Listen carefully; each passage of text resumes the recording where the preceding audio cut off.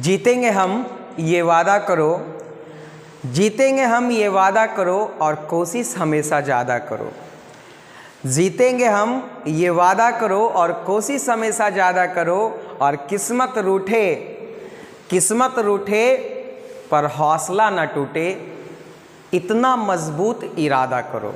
तो दोस्तों, अगर इरादा मजबूत हो तो कोई भी काम असंभव नहीं है।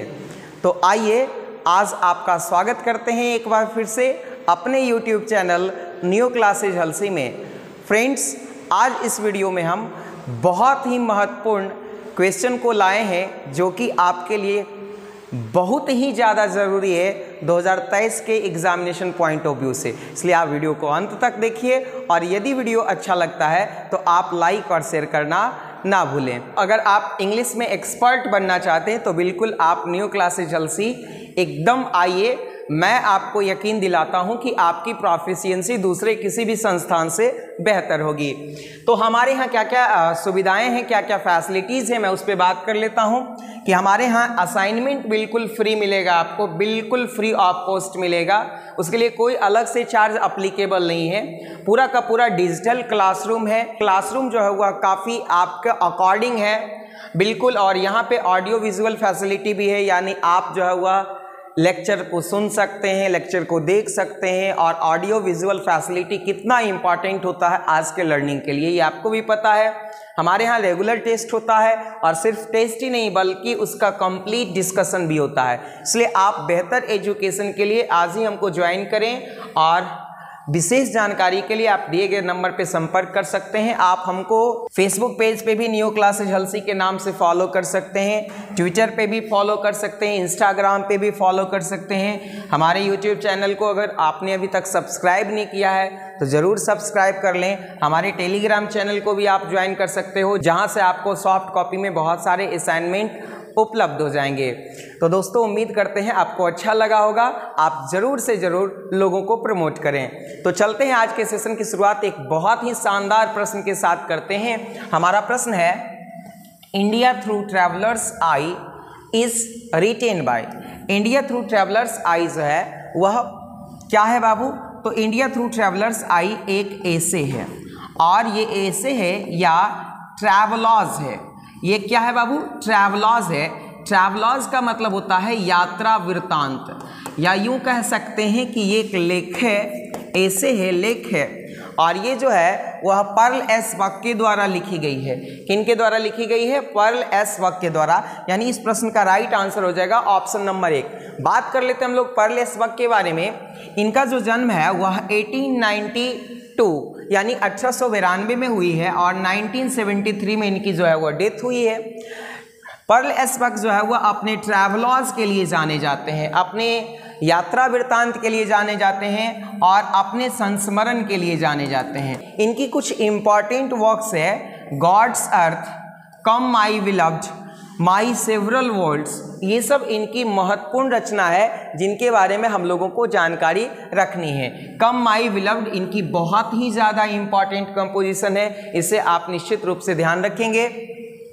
इस ट्रैवलर्स में उन्होंने ये बातें कही है कि वो इंडिया आई हैं। क्यों आई हैं? तो यहाँ पे listening young intellectual in cities and peasants in village, यानी यहाँ पे जो है शहरों के युवाओं से बात करने के लिए आई हैं, उनको सुनने के लिए आई हैं और गांव के जो किसान हैं उन किसानों से भी बात करने के लिए आई हैं। तो उम्मीद करते हैं आपको समझ में आ गया होगा। अगर आपको समझ में आ गया तो फटाफट कमेंट करके बताते चलिए कि आपको कैसा लग रहा है। चलते हैं हम लोग अगले प्रश्न की ओर। बहुत ही इंपॉर्टेंट क्वेश्चन है और पूरा का पूरा जो हमारा सेशन है वो इंपॉर्टेंट क्वेश्चनों से भरा पड़ा है, इसलिए आप निश्चित रूप से पूरे के पूरे सेशन के साथ चिपके हुए रहिए। बहुत मजा आने वाला, हम लोग बहुत मजा करने वाले हैं इस सेशन में। अ चाइल्ड इज बॉर्न जो है वह एक ऐसे है बाबू, और ये जो एसेइस्ट हैं इसके, वो एसेइस्ट हैं जर्मेन ग्रीर। कौन है? Germaine Greer. बात कर लेते हैं हम लोग जर्मेन ग्रीर के बारे में डिटेल से। इनका जो जन्म है वह 1939 यानी ये 1939 में पैदा हुई और ये ऑस्ट्रेलिया से बिलोंग करती है। कहाँ से बिलोंग करती हैं? ऑस्ट्रेलिया से। यह भी क्वेश्चन कई बार पूछा गया कि जर्मन ग्रीड कहाँ से बिलोंग करती हैं, तो ऑस्ट्रेलिया से बिलोंग करती हैं। एक फेमिनिस्ट राइटर के रूप में जो है वह फेमस हैं। ये भी बहुत ही इंपॉर्टेंट कंसेप्ट बनता है कि फेमिनिस्ट राइटर के रूप में जो है वह कौन फेमस है, तो वो जर्मन ग्रीड हैं। आइए इनके कुछ इंपॉर्टेंट वर्क्स के बारे में बात कर लेते हैं। इनके इंपॉर्टेंट वर्क्स है sex and destiny, the politics of human fertility, the changes, the female unit, ये सब इनकी बहुत ही इंपॉर्टेंट कंपोजिशन है। बात कर लेते हैं यह जो ऐसे लिया गया है a child is born, a child is born जो ऐसे है वह इनकी पुस्तक sex and destiny the politics of human fertility से ली गई है। तो कई बार यह भी प्रश्न रह जाता है कि अ चाइल्ड इज बॉर्न जो है वह किस पुस्तक से ली गई है।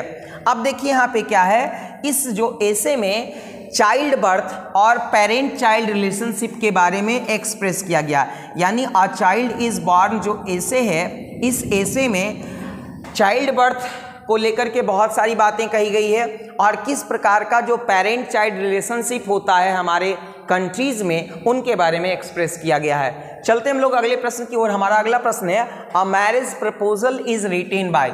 अ मैरिज प्रपोजल एक कॉमेडी कह सकते हो आप, एक ड्रामा कह सकते हो, है ना। एक कॉमेडी है, एक ड्रामा है जो कि लिखी गई है, किनके द्वारा लिखी गई है? एंटोन चेखोव के द्वारा। किनके द्वारा लिखी गई है? एंटोन चेखोव के द्वारा लिखी गई है। बात कर लेते हैं हम लोग एंटोन चेखोव के बारे में।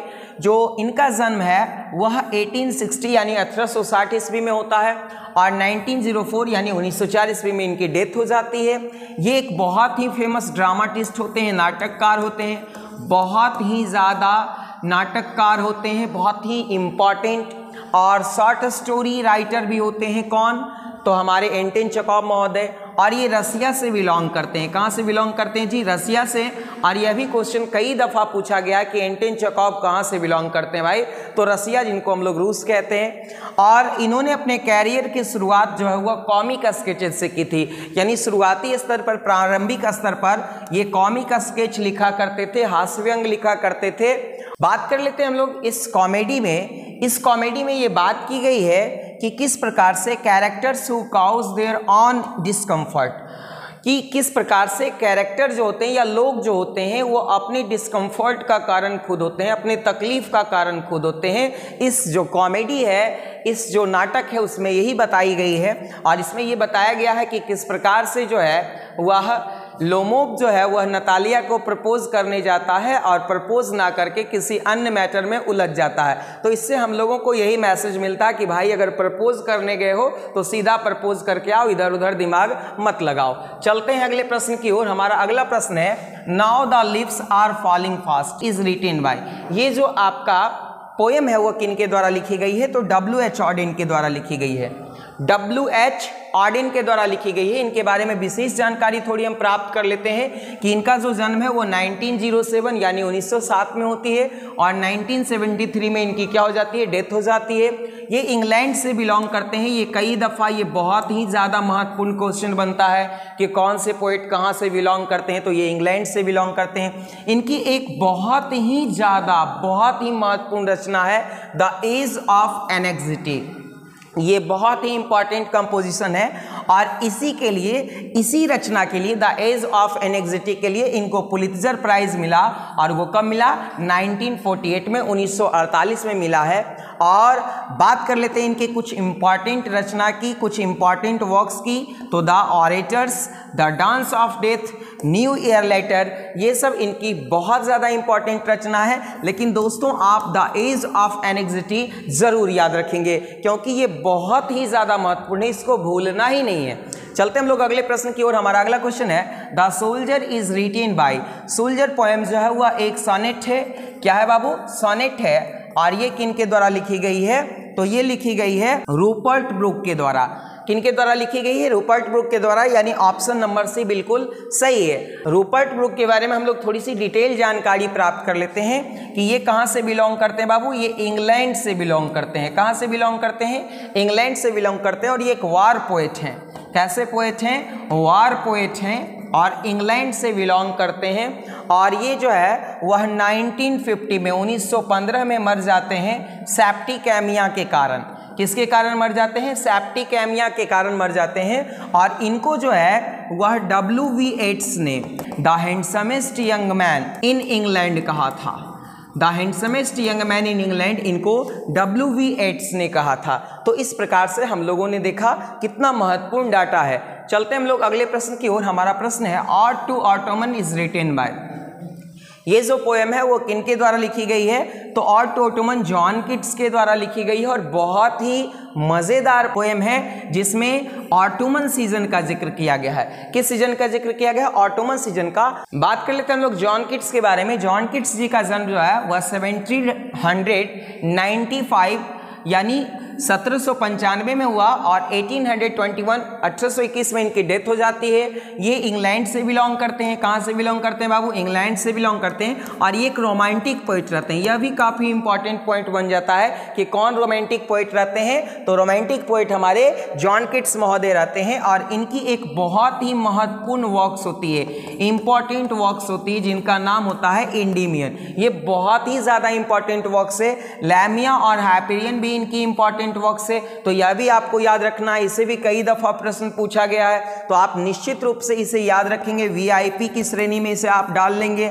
और इनकी कुछ महत्वपूर्ण रचनाएं उस पर जरा सा नजर डाल लेते हैं। Ode to a nightingale, ode on melancholy, ode on indolence, ये सब इनकी बहुत ही ज़्यादा इंपॉर्टेंट वर्क्स है जो कई बार पूछा गया है। और ऑड लिखने में ये काफ़ी फेमस हैं। ऑड का मतलब क्या होता है बाबू?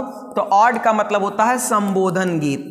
ऑड का मतलब क्या होता है? संबोधन गीत। ये संबोधन गीत लिखने के लिए काफ़ी जाने जाते हैं और इनका ऐसा मानना था कि beauty is truth and truth is beauty. ऐसा कौन कहते थे? Truth is beauty and beauty is truth. ये किनका क्वाटेशन है?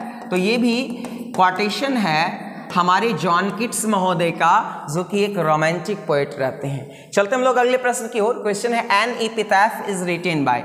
एन एपिटैफ जो पोएम है वो किसके द्वारा लिखी गई है?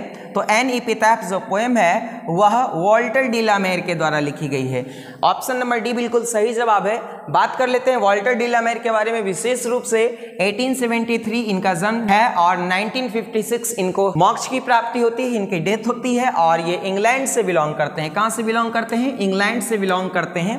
और ये बहुत ही ज़्यादा इंपॉर्टेंट कंसेप्ट है भाई कि ये चिल्ड्रेंस पोएट के रूप में फेमस हैं। किस रूप में फेमस हैं? चिल्ड्रेंस पोएट के रूप में। और यहाँ से कई दफ़ा प्रश्न रहा है। सॉन्ग्स फॉर चिल्ड्रेन, ये भी इनकी बहुत ही ज़्यादा इंपॉर्टेंट वर्क्स है। तो आपको इसे निश्चित रूप से याद रखना है भाई। और पीकॉक पाई, ये भी इनकी बहुत ही ज़्यादा इंपॉर्टेंट वर्क्स है। तो इस पर भी हम लोग नज़र बना करके रखेंगे क्योंकि कई दफ़ा उनके वर्क्स से सवाल रह जाते हैं और वहाँ पे हम लोग गलती कर बैठते हैं। चलते हम लोग अगले प्रश्न की ओर। हमारा अगला प्रश्न है Macavity the mystery cat is written bye.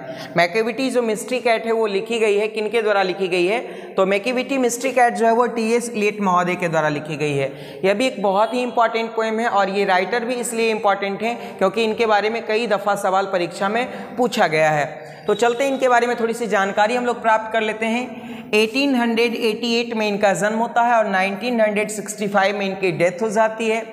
और इन्होंने लिटरेचर के क्षेत्र में 1948 में नोबेल प्राइज़ जीता। तो ये पॉइंट खासा महत्वपूर्ण हो जाता है। खास करके नोबेल प्राइज़ का डेट और ऑथर का जो रिलेशन है वो आप ज़रूर याद रखिएगा, कभी कभार वो पूछ दिया जाता है।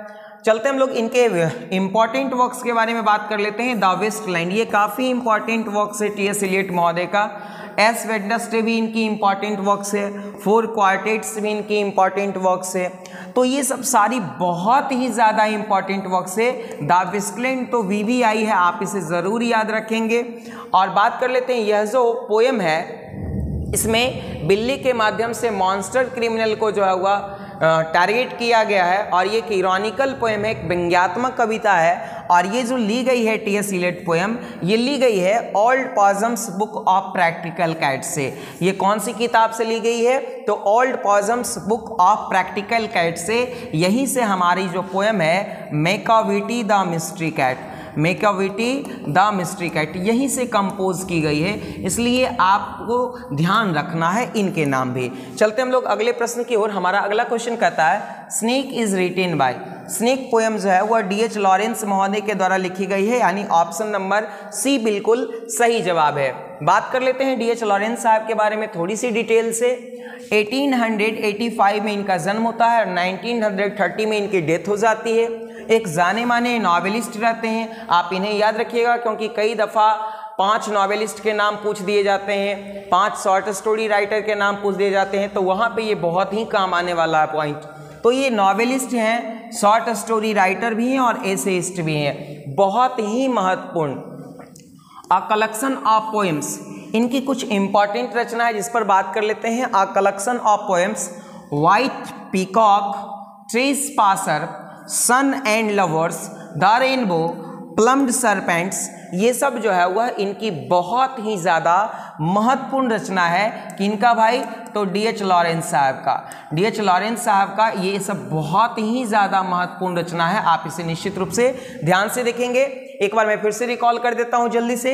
1885 में इनकी जन्म होती है, 1930 में इनकी डेथ हो जाती है। एक नॉवेलिस्ट होते हैं, शॉर्ट स्टोरी राइटर होते हैं, एसेइस्ट होते हैं। इनका जो इंपॉर्टेंट वर्क्स है a collection of poems, white peacock, the trespassers, sons and lovers, the rainbow, the plumed serpents, ये सब इनकी बहुत ही ज़्यादा इंपॉर्टेंट रचना है। चलते हम लोग अगले प्रश्न की ओर। क्वेश्चन है फायरहाइम इज रिटेन बाय।